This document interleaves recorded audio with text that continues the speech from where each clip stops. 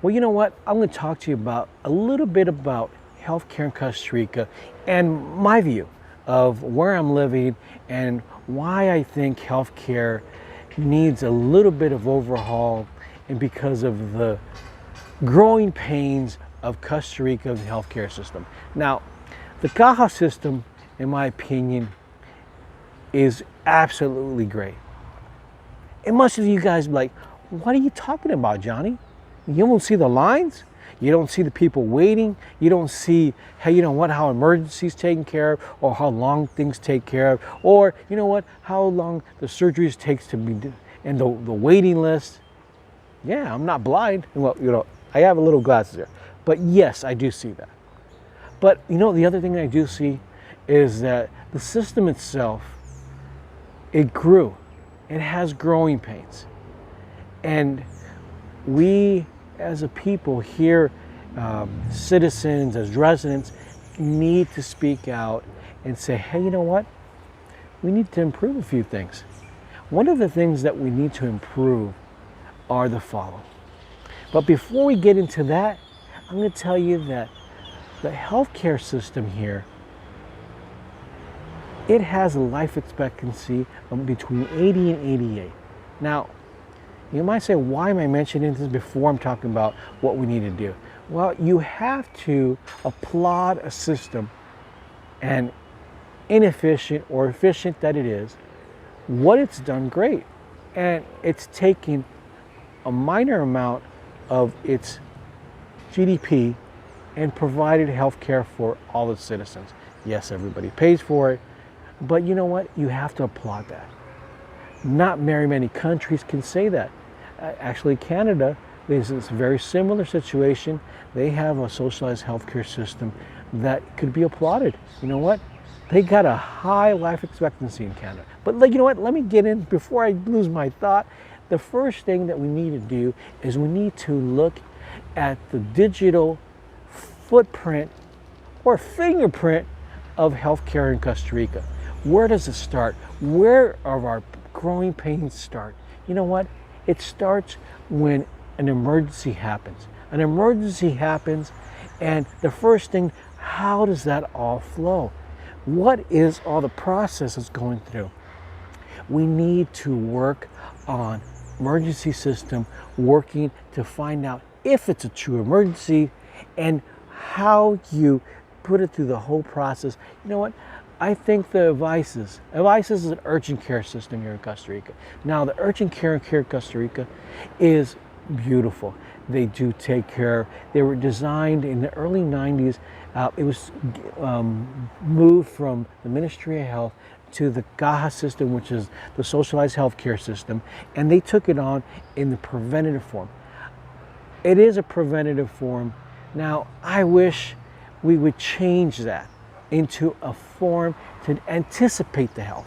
What do I mean by anticipate? Well, what you do is that you take health and you anticipate prior to happening. How do you do that?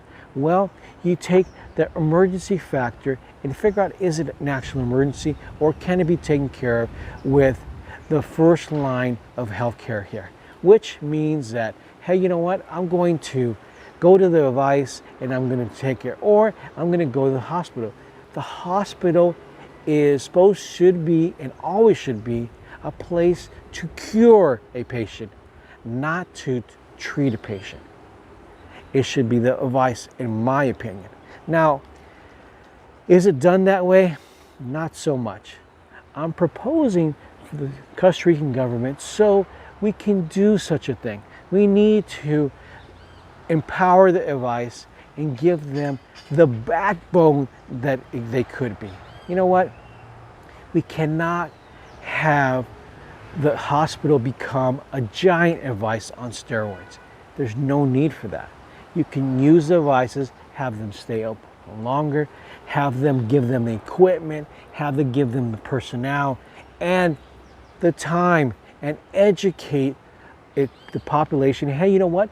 Go out and use that equipment because it's easier access. Now, part of that is a shift in healthcare to push, you know what? We need to start pushing the virtual doctor. the virtual doctor should be taking care of first line health care prior to entering into seeing an actual physician. Why is that?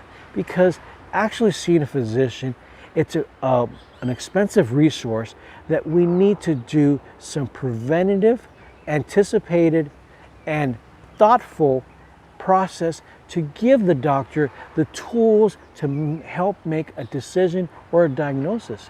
Now, if you think about this in terms of time, now think of this.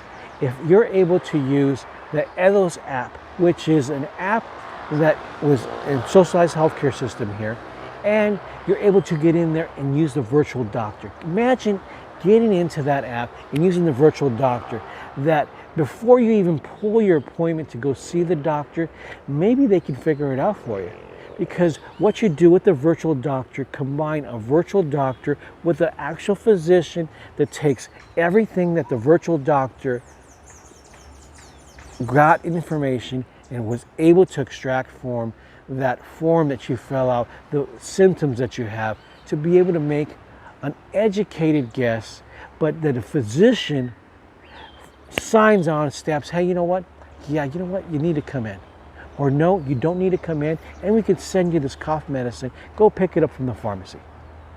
Wouldn't that be convenient? Would that be too much to ask? But you know what? We go a step further. I believe that seniors in the system need to be taken first. I would rather get out of the way, let the senior go, and you know what? Let them have the first line. You know what? And a lot of times they do, but a lot of times when they go on appointments, they don't. They're sitting there for hours. And to me, a senior, they are a treasure in this country. They're a treasure all over the world, and we need to give them that. The other person that we need to take care of is mothers.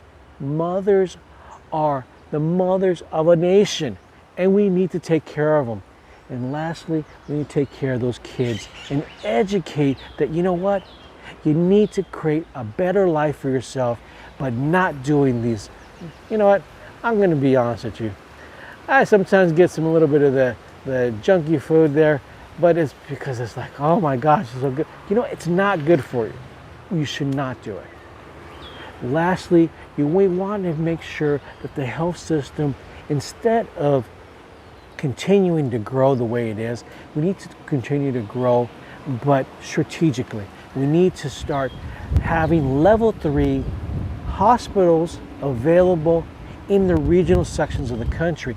We need to take the strength, the regional hospital, the national hospitals and the specialized hospitals, and take that expertise and spread it throughout the country, and start building level 3 hospitals in provinces outside the central, the GAM, which is the greater metropolitan area of San Jose. We need to put them out in places like Cartago, in places like Liberia. We need to give them a 3rd level hospital. What is a 3rd level hospital? A 3rd level hospital is basically a hospital on super steroids, because it has every specialist that you need, all the equipment in the world, and the laboratory and diagnosing system that you need to make a proper diagnosis and to help people. Now, Johnny, are you dreaming? No, I'm not dreaming. I hope that we're able to influence that to happen in Costa Rica. I think at one day, I hope to be able to even influence to happen in the U.S. I think the U.S. could greatly benefit from a system that, although Costa Rica is so small, it has its own health record, a unique health record. What is the advantage of that? You know what? A unique health record provides clarity on you as a patient. Now, I'm going to leave you with this. You're probably thinking, you know what, Johnny talked a lot about healthcare and different areas on how we can improve.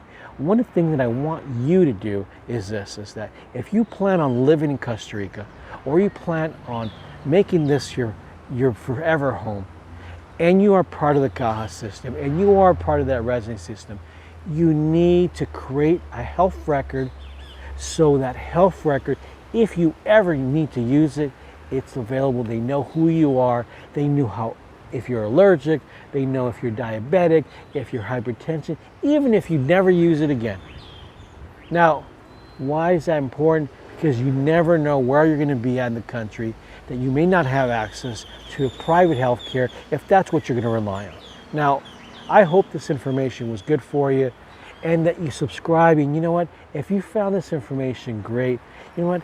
It'd be nice to, buy me a few coffees. You'll see the link below on how to get me those coffees and the work that I do.